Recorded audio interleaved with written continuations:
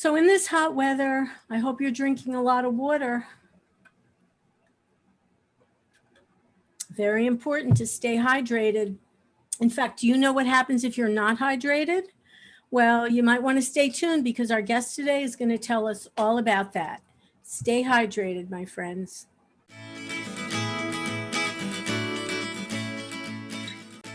Hey, hi everyone, and welcome to Scan FYI. Good morning out there in wherever you're listening from. Hey, Mary. That's right. Good morning, Andrea. And how are you this morning? I'm good, and You're staying hydrated. I'm staying hydrated. Mm-hmm. So yes, a very important topic today, hydration. We're heading into the heat of the summer, and we're happy to have with us today Carol Brush with Braven Health, who is one of their health educators. So good morning, Carol. Hi, Carol. Good morning. Hi, everyone. Thank you for having me today. I'm very excited about this topic. So our usual Scan FYI might start off with a coffee cup toast, but this morning we got our water bottle toast going. Yes, right. We all have our different varieties of water bottles. So Carol, tell us a little bit about what you do for Braven Health. Absolutely. So I am a health educator for Braven Health, but also for Horizon Blue Cross Blue Shield. I've been an educator for over 20 plus years. So what we focus on is prevention. So we feel it's a value to not only our members, but the community at large to prevent all of these different complications if we can. So that's basically what we do. So you might not think about water and staying hydrated as a way of prevention. However, you'd be wrong. And Carol, first of all, let's explain, why is water so important for everyone at all ages of life? Of all ages, and you are correct. So water helps with different functions in our bodies. Water helps with digestion of food. Water helps absorb nutrients and also getting rid of waste. So all of these different things are very important, and you're right, across all ages. Especially, I was gonna go ahead, Andrea. So because water is so important, and we're talking about being hydrated, and obviously the opposite of that is dehydration. And I think a lot of people don't have a good understanding of what do we even mean by that. So just explain, what do we mean by dehydration? Absolutely. But let me go back for a little bit in regards to being hydrated. So again, it doesn't necessarily have to be water. We get fluids and we stay hydrated from all of the foods that we eat. And that's why when we're going to focus a little bit later about infused water, those fruits have content. So being dehydrated is when your body doesn't have enough fluids to work properly. So remember, it is vital to have all of these fluids functioning in your body. And as you age, unfortunately, dehydration becomes very dangerous, especially if you are new to exercise or like we mentioned in the beginning, it's summertime. And also if you are on some kind of medication that makes you prone to being dehydrated. So those are the most important things. Mm-hmm. Right. Well, do you want to talk about some common causes of dehydration? It's not just as simple as not drinking enough water. There's obviously more to it than that. Carol, you want to tell us a little bit about causes of dehydration? Carol might have a technical glitch at the moment. So sometimes through the beauty of technology, sometimes it doesn't work as well as it should. Carol, are you with us? Her screen might have frozen. So you know what? We'll talk about it. And hopefully yes. Carol will come back because yes. We have talked about dehydration at SCAN, Mary Beth and I, many, many times. And, you know, obviously, I shouldn't say obviously, because as you get older, for older adults, they sometimes lose their sense of thirst. So you don't even, we lost Carol. We're just going to keep going and hopefully Carol will pop back in. So sometimes as you're an older adult, you lose your sense of thirst. So you don't even realize that you're thirsty. And obviously that will mean you're not drinking enough. It's probably too late if you've gotten to the point where you're thirsty, which is why, yes. You know, you see so many people now walking around with some type of water bottle. Carol's back. I'm back. Carol, are you Sorry. back? Okay, no That's worries. okay. You know what? We were just talking about the causes of dehydration, and really, because Mary Beth and I have talked about this on many other occasions. And the fact is that as you age, you do lose your sense of thirst. So you might not even know you need That's to right. be drinking. So why don't you pick up the conversation? What other causes of dehydration? So I mentioned before, some medications that people might be on puts them at a higher risk for being dehydrated, especially diuretics. For the use of high blood pressure or heart failure. So in this talk, I want to mention that not everyone is equal, so we have to be very cautious. If you are on a diuretic or if you are on a fluid restriction, you need to ask your healthcare provider in regards to increasing your intake of water or decreasing fluids, because that's important too. So the use of diuretics, if you're sick, right? If you're vomiting, if you have diarrhea, if you have a fever, we're losing all of those, that hydration in our body, all those fluids. So we need to put back those fluids, right? And then obviously now in the summer months, and on top of that, if we're exercising, maybe doing a little bit more walking, excessive sweating. Oh boy, Carol's having some more technical issues. Sorry, Braven Health. Mary Beth, Carol, are you back? Yep. Carol, I'm back. You're cutting in and out. So that's right. Sorry. All right, no worries. So all right. So what is a way for someone to even know how do I know I'm dehydrated, or if I'm a caretaker or with someone else, how can I know if that person is in fact dehydrated? Right, and those can be scary sometimes because of the magnitude that it might take an effect. So one of the common signs of dehydration is urinating less often than usual. And I know that's kind of a little bit harder as we age, but we need to hone in on that. Okay, that's very important. Also, the coloring of our urine. Dark colored urine means you are dehydrated. So the lighter the color, the better hydrated you are. Dry skin, right? So not all, I know most of us think that, oh boy, when we do age, we get drier skin and I need to moisturize. Yes, moisturizing is important, but also that fluid intake is important. So dry skin is a sign of dehydration. Another really important sign is feeling tired. Sometimes we think we overcomplicate things. The obvious, if you haven't had a good night's rest, that's obvious. But if you haven't done anything that's unusual, and all of a sudden you're just tired, that's a sign. And lastly, unfortunately, a lot of people that are dehydrated feel dizzy and they can faint. I think what we've also come to realize is that dehydration, just based on what you're saying, can mimic symptoms of many other things. Sure. Yeah. And of course, it's not just a problem for hot weather. We have to be hydrated all throughout the year, correct? Correct. Right. So those complications can mimic either, I don't know if you guys ever heard of maybe heat cramps or heat exhaustion, right? Or eventually even heat stroke.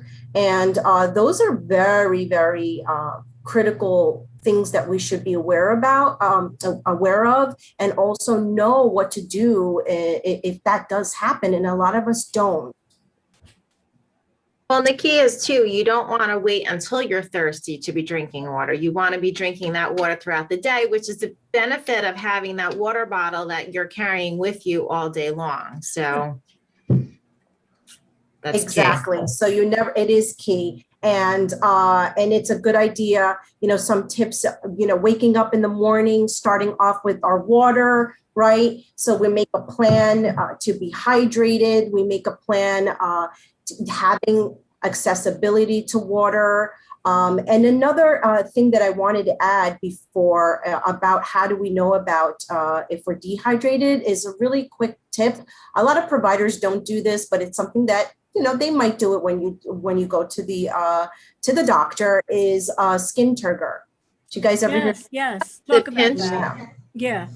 Yeah, so that pinch, so if you pinch your hand, and if it goes back immediately, that means you're hydrated. But if it stays tented, that's another sign that you can do. Yeah, and if it's tented still an hour later, you're really in trouble, right? So, Okay. Carol, what are some suggestions for making our water enjoyable? Because I know some people are like, oh, water, it's boring, it's not tasty. We need something to entice us. It's not chocolate flavored. Yeah. And that's a great question. So yes, there are so many different ways to make your water delicious, right? And some of the things that I do is use fresh fruit or fresh herbs. And one of my favorites is actually using strawberry and basil. So that's a little bit different.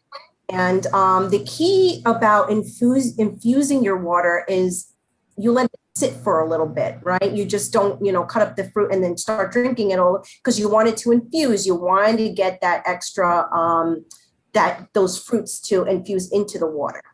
And you could also use fresh veggies if you like cucumber. Cucumber and lemon. That is. And another one of my favorites is always using pineapple, right? Pineapple. Delicious.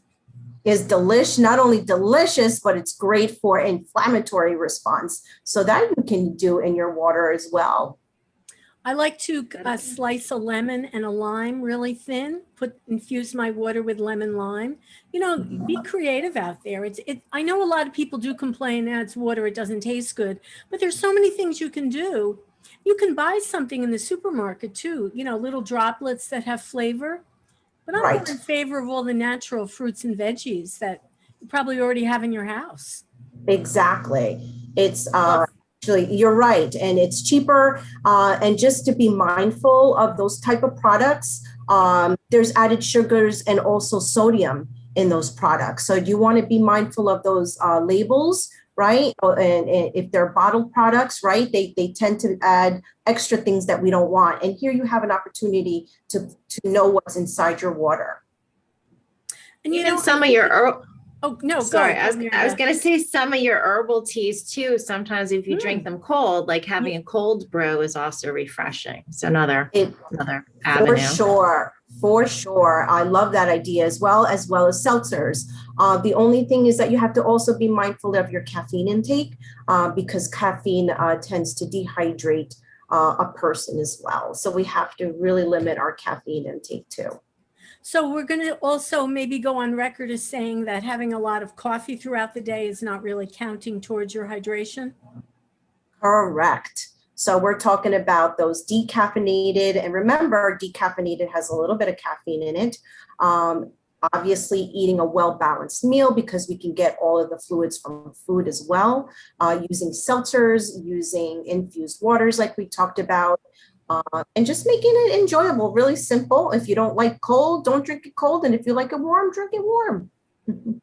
I think in the summertime, it's a great opportunity to make all those nice herbal iced teas. Maybe you're making sun tea, use some of those great herbal teas, infuse them with veggies and fruits. And definitely, I think it's a great way to drink more water.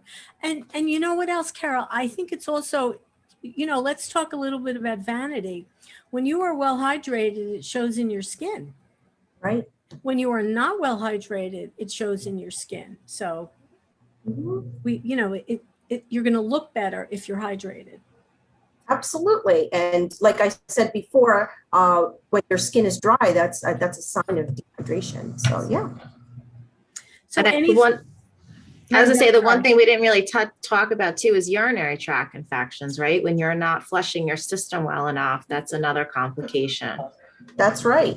That's a huge one, especially for our older population. And there's also many issues that can complicate things. So just being hydrated is really beneficial overall. Just water alone has all those electrolytes, right? We hear that words electrolytes, such as potassium and sodium. So you don't have to necessarily, guzzle down Gatorade either all the time, right? And that's, I think, another misconception. Gatorade are specifically formulated for an athlete. And I think our kids are more prone to kind of taking the Gatorade approach as opposed to us older, individuals. So remember, you can get those electrolytes from water, and to eliminate all of those other urinary tract infections and kidney stones or even kidney failure. So definitely hydrate. Water is great. Well, if somebody were listening out there and you're wondering, well, how much water do I need on any given day? Is there sort of a ballpark, Carol? I mean, it's probably different for different age groups, but what do you want to say to people? How much should you drink? I think the easiest form is that I think that we're all used to is that 8 cups a day. So, but there are specific fluid amounts that each should have.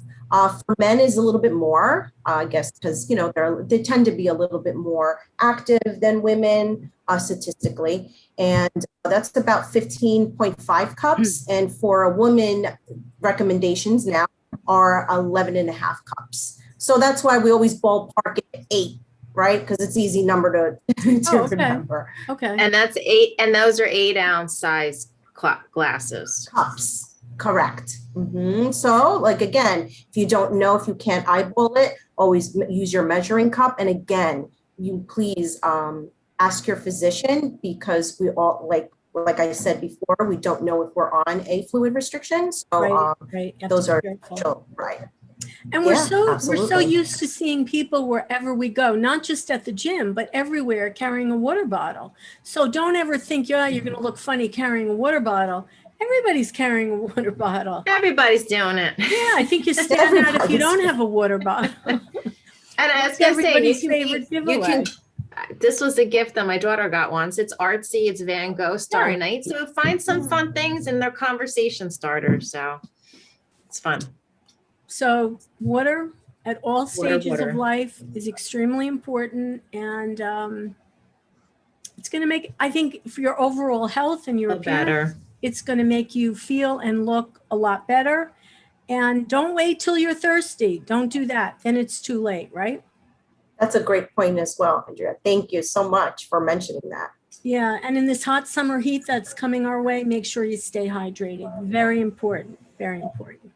Okay. Well, Carol, thank you so much for being our guest today. And remember, everybody. So welcome. Drink up. Drink up.